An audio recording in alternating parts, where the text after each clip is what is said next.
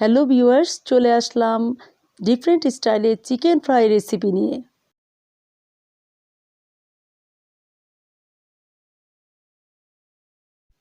এবার এর মধ্যে 250 ml দুধ দিয়ে দিচ্ছি। আমি এখন চুলায় বসিয়ে দিয়ে ঢাকনা দিয়ে ঢেকে দিব এবং সিদ্ধ হওয়া পর্যন্ত রান্না করে নিব।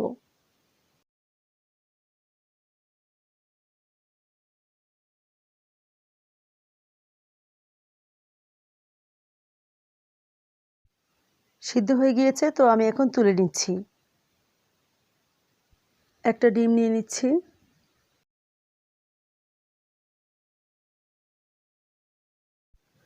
ময়দা নিয়ে নিচ্ছি। এরপর এর মধ্যে আমি দিয়ে দিব স্বাদমতো লবণ, চিলি ফ্লেক্স, গোলমরিচের গুঁড়ো।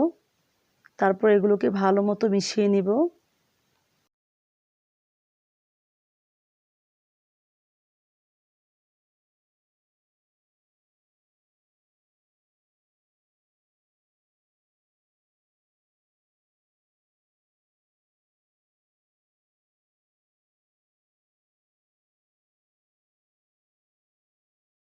তেল গরম হয়েছে, এর মধ্যে আমি দিয়ে দিচ্ছি।